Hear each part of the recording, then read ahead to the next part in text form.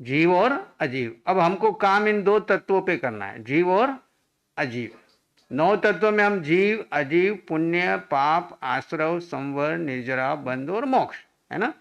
तो जीव और अजीव दो मुख्य हैं। केंद्र बिंदु जीव है, मोक्ष जाएगा तो कौन जाएगा? जीव जाएगा कि अजीव जाएगा? जीव जाएगा कि अजीव जाएगा? जीव जाएगा, है ना। तो ये शरीर मोक्ष नहीं जाएगा, अंदर बैठा हुआ जो जीव तत्व है वो मोक्ष जाएगा। अब उसका परिचय पहले प्राप्त करें। और इस जड़ जो जिसमें ये शरीर रह रहा है, इस शरीर का उपयोग हम कर्म काटने में करें या कर्म बांधने में करें? आत्मा के ऊपर और कर्म का लेयर चढ़ाएं या पुराने जो कर्म लेकर के आए हैं इस शरीर पे बुला करके उनको क्षय कर दें? ये सारा विधि इस तत्व में, ज्ञान में मिलती है। तो हम बेसिक 2 तत्वों पे बात करेंगे, विस्तार में तो आपको स्वाध्याय की क्लास में सुनाएंगे। यहाँ पे प्रयोग करने के लिए 2 तत्व है, एक जीव और एक अजीव। ये जो शरीर जिसमें आप रह रहे हैं, आप कौन? जीव आत्मा जिसमें रह रही है वो शरीर अजीव है, जड़ है। शरीर के अंदर आपका मन आ गया, आपकी बुद्धि आ गई, आपकी 5 इंद्रियां आ गई, और इससे जुड़ा हुआ जितना भी आपका संसार है जिसको आपने मेरा मेरा मान के रखा है, मेरा शरीर, मेरे कपड़े, मेरा वस्त्र, मेरा नाम, मेरा पद, मेरी प्रतिष्ठा, मेरा परिवार, है ना, मेरा धन, मेरा सोना, मेरा चांदी, ये सब अजीब से, इस शरीर, अजीब शरीर से जुड़ा हुआ है। पर जीव इसमें जो रह रहा है वो इससे भिन्न है। जैसे एक दृष्टांत दिया कि एक सोने का प्याला है और सोने के प्याले में गंगा जल रख रखा है, तो पवित्र कौन है उसमें? गंगा जल पवित्र है या सोने का पात्र पवित्र है? गंगा जल। अब उसमें से गंगा जल निकाल दिया तो सोने का पात्र क्या रहा? पवित्र रहा या खाली पात्र रहा? सोने का एक मात्र पात्र रहा। अब आपके अंदर में एक गंगा जल की तरह आत्मा बैठी हुई है और ऊपर ये शरीर का खोल है जो आपका रूप में, फोटो रूप में दिख रहा है ना। अब इसमें से आत्मा को निकाल दें तो इस शरीर की कीमत क्या है? कुछ भी कीमत नहीं। चाहे कितना ही आपके रागी है, कितना ही कुछ है, सब शरीर में से आत्मा अलग निकालते ही ये एक खाली शव हो जाएगा, एक देह हो जाएगी। इसकी कोई कीमत नहीं है। थोड़ी देर में इसमें परिवर्तन होगा और पुद्गल पुद्गल में मिल जाएंगे। जीव अलग था, अलग है और अलग ही रहेगा। तो कीमत जीव की है। किसकी है? जीव की है। जैसे पात्र में गंगा जल पवित्र है, वैसे आत्मा पवित्र है, शुद्ध है, अष्टगुणों से युक्त है। आत्मा में अनंत ज्ञान, अनंत दर्शन, सुख आदि अष्टगुणों की संपदा है ना। आत्मा में वो सब कुछ है जो आपको चाहिए। आप सबको क्या चाहिए बोलो? आप इस ध्यान शिविर में आए हैं और आपको जीवन में क्या चाहिए? कौन बताएगा? धन चाहिए, पैसा चाहिए, प्रतिष्ठा चाहिए कि सुख चाहिए, शांति चाहिए? बोलो क्या चाहिए? सुख शांति चाहिए या धन पद प्रतिष्ठा चाहिए? आवाज नहीं आ रही उधर से। माइक बंद किया क्या? जूम का माइक खोलो, आपका उधर का खुल गया? हाँ, आपको क्या चाहिए? आनंद, शांति, सुख, समृद्धि चाहिए या आपको धन पद प्रतिष्ठा पैसा चाहिए? बोलो लुधियाना वालों को क्या चाहिए? हाँ, आनंद, शांति, सुख। परमानेंट चाहिए कि टेम्परेरी चाहिए? हाँ, टेम्परेरी तो आपको रोज मिलता है। जब भी आपकी इच्छा पूरी होती है, आपके अनुसार काम हो जाता है, आप जो चाहते हो वो आपको मिल जाता है, तो उस समय आप बहुत खुश होते हो, सुखी होते हो, आनंद से भर जाते हो। लेकिन थोड़ी देर के बाद नई एक इच्छा पैदा हो जाती है और वो पूरी करने में संघर्ष करते हैं। वो पूरी हो गई तो ठीक, नहीं हो गई तो टेंशन। और ऐसे दिन भर में कितने टारगेट आपके सामने आते हैं। अपने अनुसार हो गया तो ठीक, नहीं हुआ तो दुखी। अब इसमें हम ये सीखेंगे कि आत्मा जो है उसमें 24 घंटे आनंद है, शांति है, सुख है, समृद्धि है, संपन्नता है, परिपूर्णता है, अष्ट गुणों की संपदा है। सिर्फ करना क्या है? आपको अपना ध्यान आत्मा की तरफ ले जाना है। होश ध्यान आत्मा की तरफ रखना। आत्मा को खाना नहीं चाहिए, पीना नहीं चाहिए, मान नहीं चाहिए, प्रतिष्ठा नहीं चाहिए, पैसा नहीं चाहिए, आत्मा को कुछ नहीं चाहिए, सिर्फ आपकी अटेंशन चाहिए। अगर आपका ध्यान आत्मा की ओर रहेगा, आपका ध्यान आत्मा की ओर रहेगा, तो आप 24 घंटे आनंद में रहेंगे। बंद कर दो उनका माइक। हाँ, आप 24 घंटे आनंद में, शांति में, सुख में, समृद्धि में रह पाएंगे। तो ये आनंद, शांति, सुख, समृद्धि का शिविर है।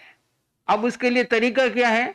तो 2 तरीके बता दिए भगवान ने। शुरुआत में जब भी आप बैठोगे आंख बंद करके, शुरुआत में आंख बंद करके क्यों सिखा रहे हैं?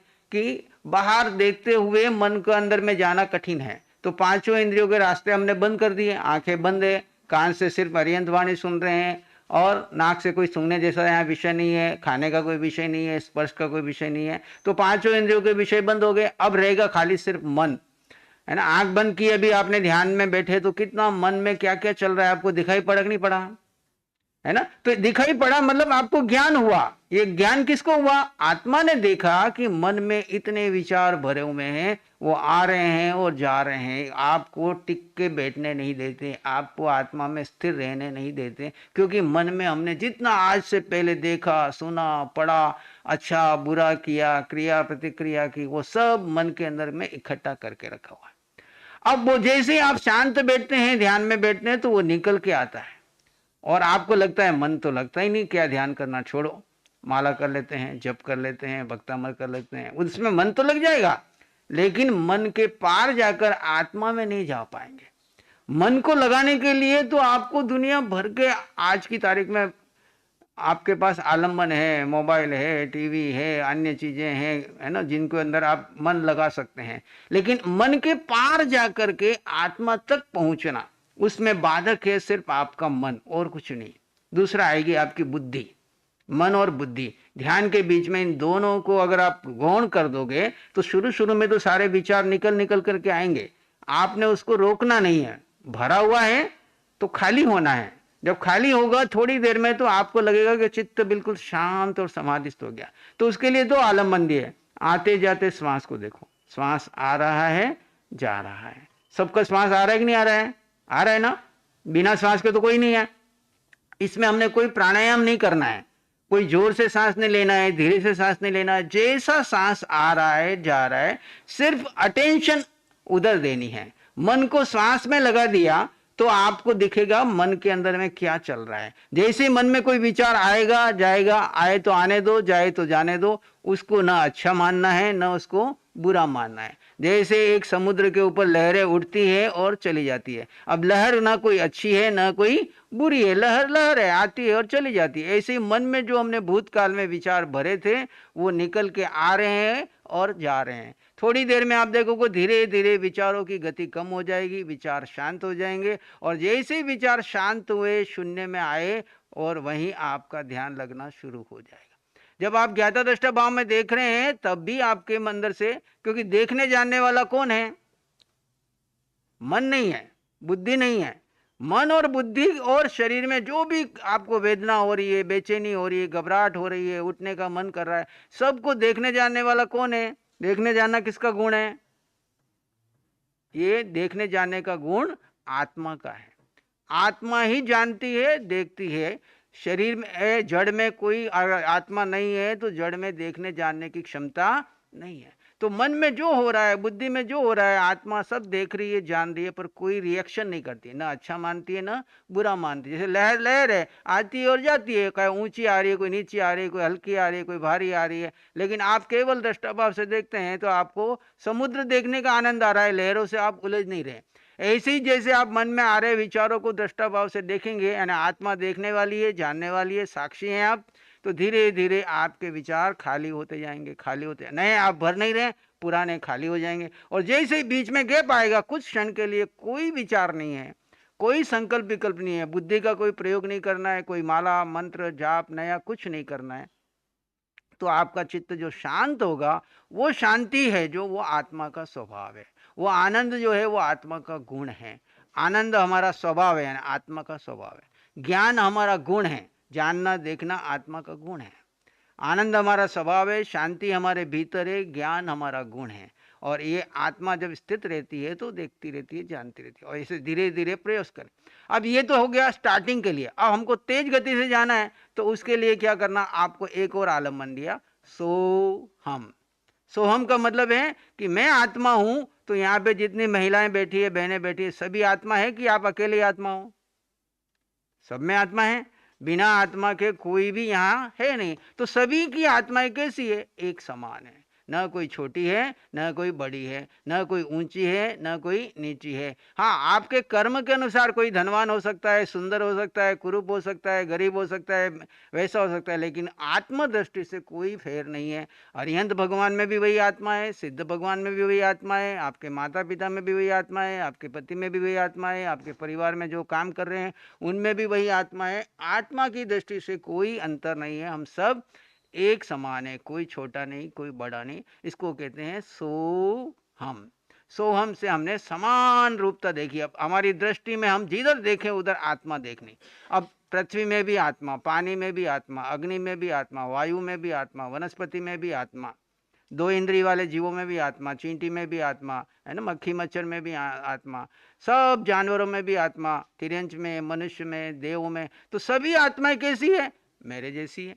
सो हम, मैं और वे समान है। सिद्ध भगवान कैसे हैं? सो हम, मेरे आत्मा है, यही आत्मा सिद्ध बनेगी। कब बनेगी?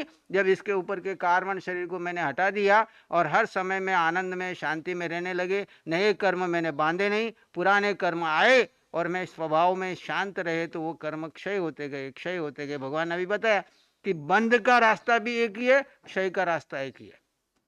बंध का रास्ता क्या है? कि मैं शरीर हूं और शरीर को लेकर के क्रिया प्रतिक्रिया, अच्छा बुरा सही गलत करके आर्त रौद्र ध्यान करना एक कर्म बंधन का कारण है।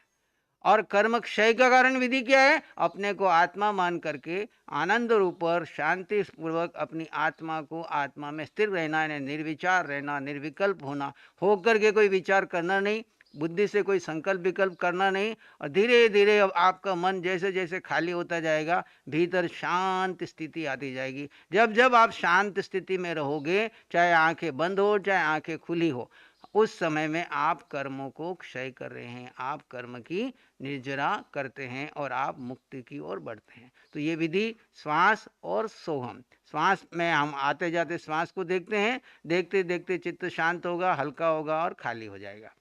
और तीव्र गति से बढ़ने के लिए सोहम के साथ, सो यानी वो, हम यानी मैं आत्मा, सो यानी वो सिद्ध परमात्मा, अरिहंत परमात्मा और मैं आत्मा समान हूँ। सो यानी वो, चाहे वो भरत क्षेत्र के जीव हैं, महाविदेह के हैं, ऐरावत के हैं, नरक के हैं, तिर्यंश के हैं, देव के हैं, मनुष्य के हैं, वो जीव और मैं जीव समान है। तो हमारा भेदभाव मिट जाता है। अभेद दृष्टि से, दो दृष्टि है, एक अभेद दृष्टि से हम सब जीव समान है। ये शिविर जो है वो भेद विज्ञान का शिविर है। किसका शिविर है? भेद विज्ञान, यानी विशेष रूप से ज्ञान द्वारा भेद करना। किसमें? इस शरीर और आत्मा में। तो पहली दृष्टि है भेद, यानी आपको दिखने में ये शीर्ष मुनि एक दिख रहा है, अब इसमें भेद करोगे तो दो दिखेंगे। कौन से दो होंगे? कौन बताएगा? खोलो माइक। दो कौन कौन से होंगे? शीर्ष मुनि में दो देखो, क्या देखो, कैसे देखोगे? अपने अपना सबका लगा लो, खुद का अपना व्यक्तित्व वहां लगाओ, उसमें दो देखो।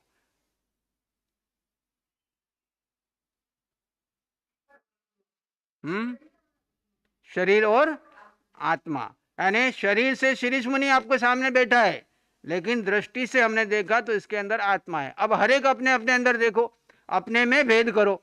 आप आए थे एक, अब दो हो गए। दो कौन हो गए? एक ऊपर का शरीर जिसका परिचय संसार जानता है, आपको उस परिचय से संसार के सारे काम चलाने हैं।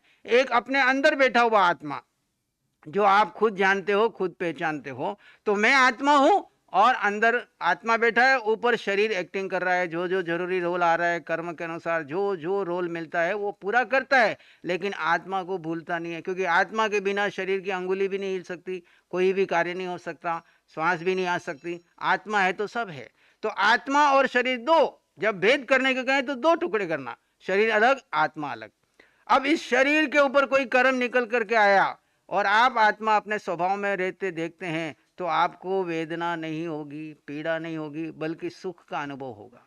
कैसे होगा कि मैं आत्मा तो अनंत सुख वाला हूं, मैंने भूतकाल में गलती से कोई कर्म किए, नेगेटिव किए तो इस शरीर पे कर्म निकल करके आया नेगेटिव, पॉजिटिव किए तो पॉजिटिव आ रहे हैं, और दोनों का मैं केवल जानने देखने वाला हूं।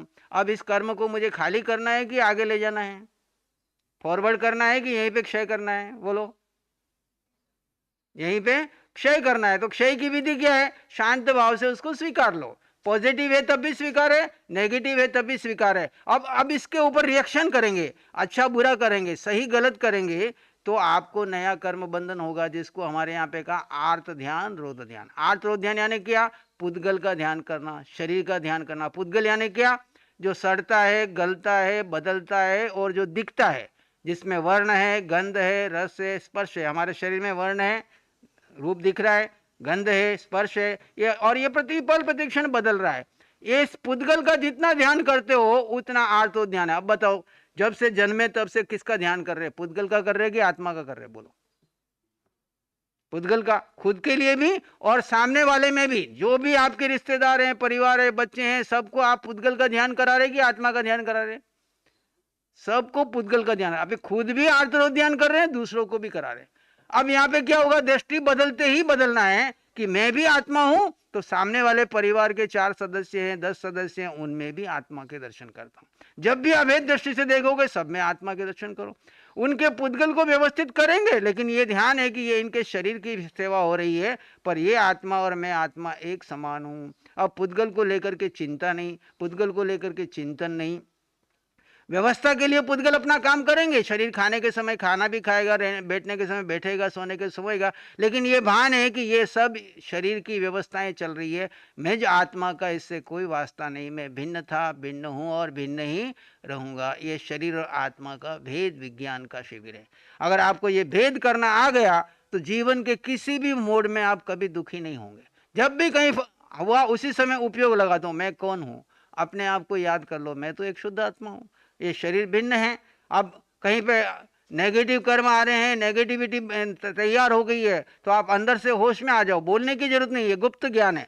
अंदर से होश में आ जाओ, आप आत्मा में आ जाओ और शरीर पे आने वाले कर्म को दृष्टा भाव से देखो। जो भी वातावरण बन रहा है आप उसको देखो, जानो और शांत अंदर से बने रहो, तो आप देखोगे उस कर्म भी निकल जाएगा, रिएक्शन भी नहीं होगा, और आप शांति पूर्वक उस सारी घटनाक्रम से बाहर निकल जाओ। चाहे वो घर में हो, परिवार में हो, देश में हो, समाज में हो, फैक्ट्री में हो, बच्चों के साथ हो, हस्बैंड के साथ हो, हर समय ये एक ऐसा विज्ञान है कि आप हर समय आनंद, शांति, सुख पूर्वक जी सकते हैं। तो ये भेद विज्ञान में 2 दृष्टि है। भेद की जगह भेद करो, यानी शरीर, अपना शरीर में भेद करो, शरीर अलग आत्मा अलग। अब आत्मा में रहते हुए शरीर से बात करते रहो, शरीर से काम लेते रहो। जहां शरीर गलती कर रहा है उसको ठीक करो और इसको अपनी आत्मा के लिए उपयोग करो। और अभेद दृष्टि से जो भी आपके सामने नजर आए, अब आपके सामने जितने भी जीव आएंगे वो किसी न किसी शरीर में आएंगे, चाहे वो मनुष्य बन के आ रहा है, स्त्री बन के आ रहा है, सेवक बन के आ रहा है, तो उस शरीर के अंदर आत्मा है या नहीं है? जो भी शरीर आपके सामने आ रहा है उसमें आत्मा है या नहीं है? बोलो, है ना? तो उसमें आप आत्मा देखोगे तो आपको आर्तरोध ध्यान नहीं होगा, राग द्वेष नहीं होगा, और दृष्टि से बोलना नहीं है, आप अपनी दृष्टि से देखोगे ये शुद्ध आत्मा हमारे सामने आई है, इनको मैं देख रहा हूं, जान रहा हूं और परम आनंद में हूं। जो रोल करना होगा पहले आत्मा देख करके फिर शरीर से जो भी काम कराना है काम करेंगे, सब कुछ होगा, लेकिन उसके अंदर देखेंगे आत्मा ही। तो 24 घंटे जितने लोग मिल रहे हैं सब में आत्मा देखोगे तो आपके मन के अंदर आत्मा के सिवाय दूसरी पर चिंतन चलेगा नहीं। तो जब भी आंख बंद करके आप सामायिक में ध्यान करोगे, एक 15 मिनट का, 20 मिनट का, 24 मिनट का, 48 मिनट का, तो तुरंत आपका मन खाली रहेगा, क्योंकि आपने दिन भर आत्मा का ही उपयोग लगाया है। तो तुरंत आपका ध्यान लग जाएगा और उस ध्यान में आपकी गहराई आएगी, विचार कम आएंगे, निर्विचार रहने का अवसर आएगा आपको। ठीक है, समझ में आ रहा है सबको? 2 आलम्बन दिए, श्वास, सोहम। पहले शुरुआत में आंखें बंद करके एक आसन में स्थिर बैठ गए, ध्यान मुद्रा में, ये तैयारी हो गई। आते जाते श्वास को आपने देखा, जाना और शांत बने रहे। धीरे धीरे आपका शरीर सेटल होता जाएगा, श्वास के साथ मन धीरे धीरे शांत होता जाएगा। थोड़ी देर के बाद मन ही मन में अपना जैसे नाम स्मरण करते हैं वैसे 2 या 4 बार सोहम, सोहम, सोहम, सोहम, फिर शांत बैठ गए। आपने लगातार कंटिन्यूस माला की तरह सोहम नहीं करना है, लगातार सांस भी नहीं देखना है। केवल हम जैसे नई जगह पे तैरने के लिए जाते हैं और पानी बहुत गहरा है, हमको मालूम नहीं, तो हमको कोई आलम्बन देते हैं कि भाई आपको जैसे ही डूबने लगो तो ये ट्यूब का सहारा लेना, हाथ पैर ऐसे पटकना। अब आप आंखें बंद करके अंदर के संसार सागर में जा रहे हैं, वहां पे दुनिया भर का विचारों का संसार है।